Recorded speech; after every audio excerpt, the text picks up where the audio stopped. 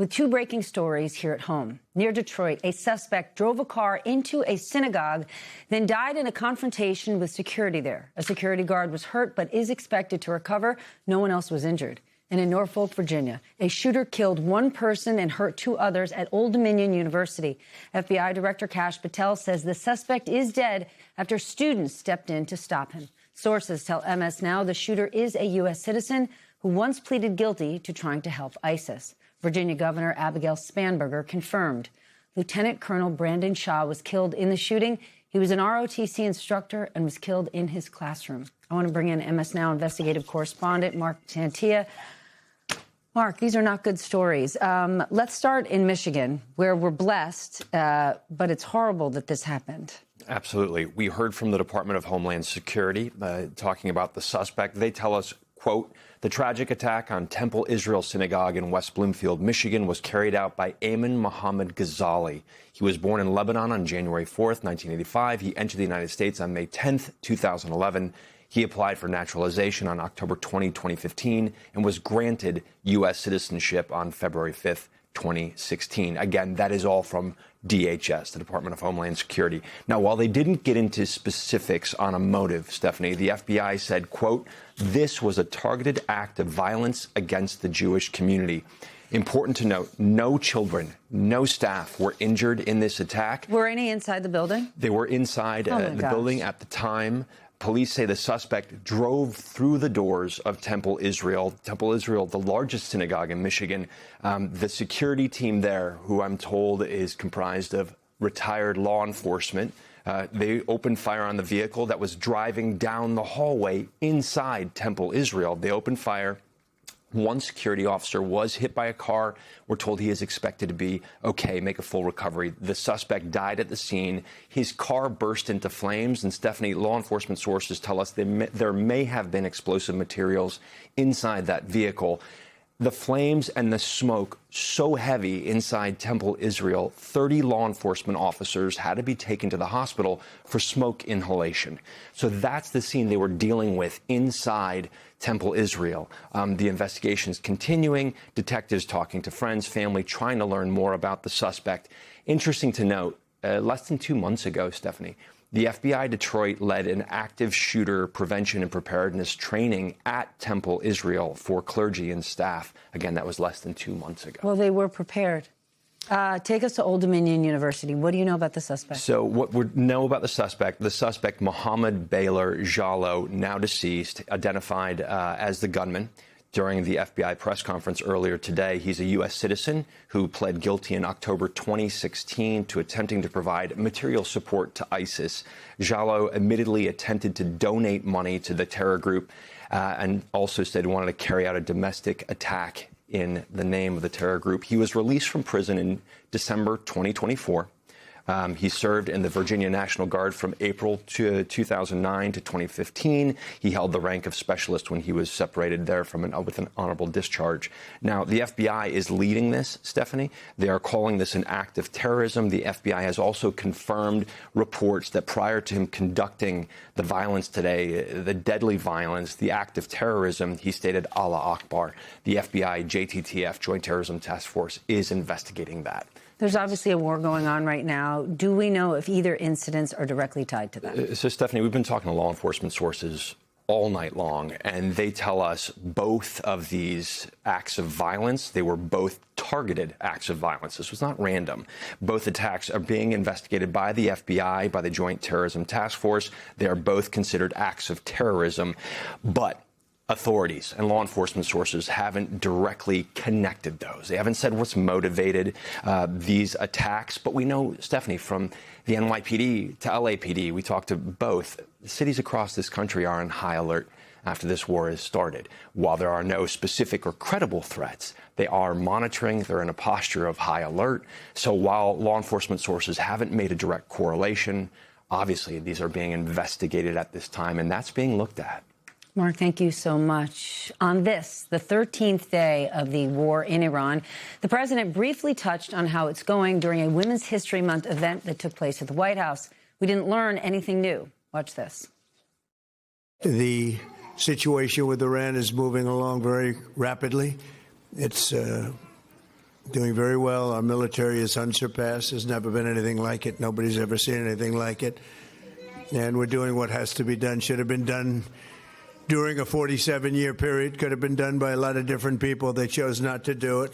But they really are a nation of terror and hate. And they're paying a big price right now. We're honored to be joined by many extraordinary ladies, working moms, and amazing women. Meanwhile, Iran's new supreme leader made his first public statement vowing to continue fighting and using the Strait of Hormuz to pressure America. And today we saw just how hard this war is hitting our own economy. From Wall Street to your local gas station, the international price of oil went up more than 9% today, closing at more than $100 a barrel. That sent markets down, with the Dow, NASDAQ, and S&P all losing more than 1.5%. The Dow hit a new low for the year, closing below 47,000, which is still very high.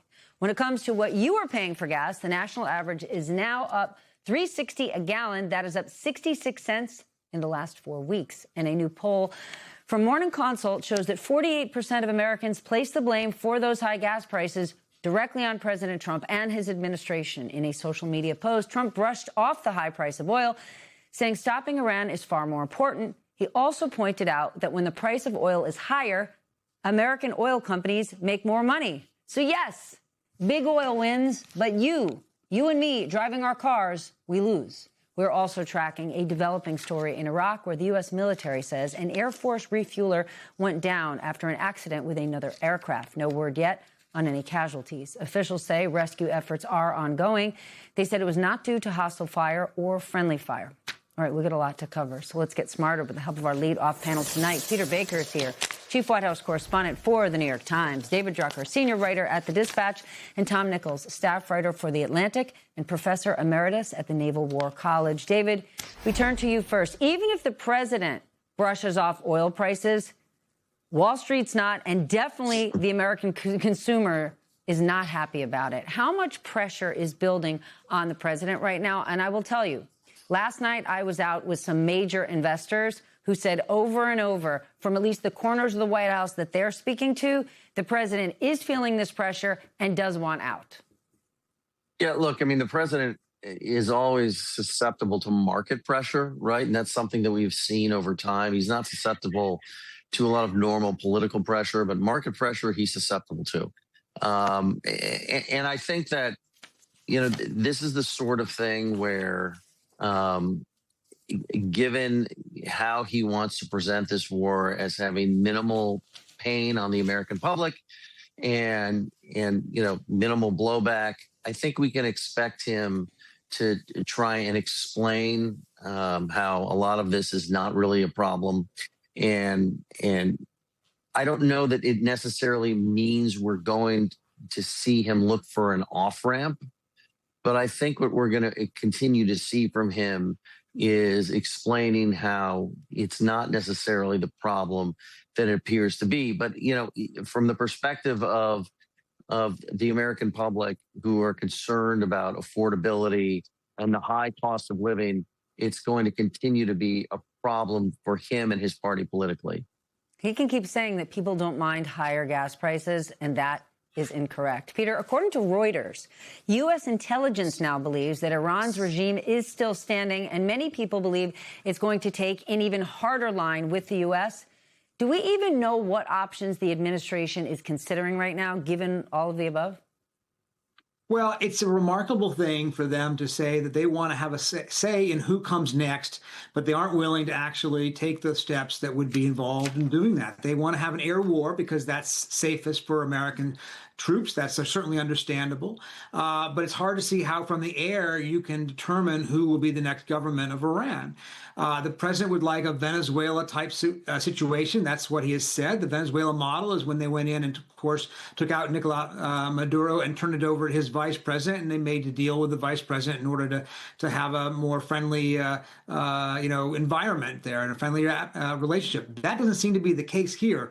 The Ayatollah Khamenei's son, who's now in charge, is not predisposed to make a deal with the Americans who just killed his father, his wife, his mother, his sister, his brother-in-law, and apparently hurt him as well. He was injured in one of these strikes. So that's a situation where the administration is left with some not very good options. Can they find opposition groups that they could work with to work on the ground to take out the government? That doesn't seem necessarily very promising. We've been down this road before in the Middle East. It hasn't always worked out so well. And I think that they didn't go in with a plan, it looks like, and now they're trying to come up with one 13 days in.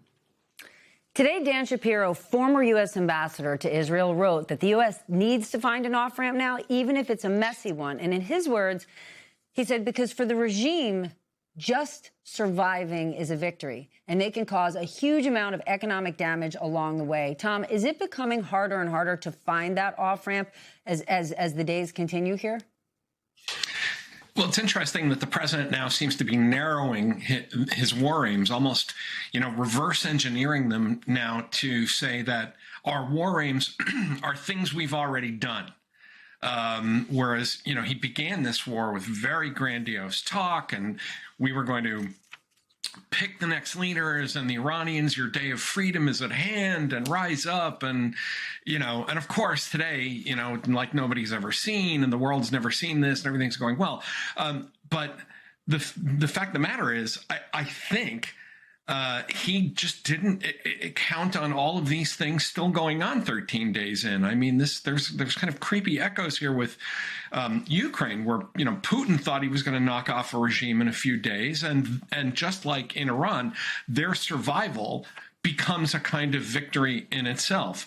So, can he find an off-ramp? Sure. He can just declare that the three things, right now, sinking the Navy, destroying the missile stocks, and forever preventing an Iranian nuclear bomb, and, forever is a long time, but for a long time to come, he can just say, fine, those three things, mission accomplished, we're done, we're out. But if the goal here is regime change, which is what he started with. And, everybody keeps saying that wasn't our goal. It absolutely was. When you're telling people to rise up and overthrow their leaders, that's a regime change argument.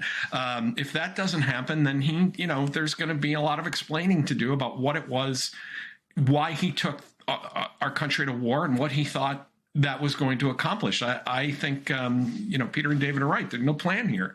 And I think they're now trying to scramble to make one retroactively.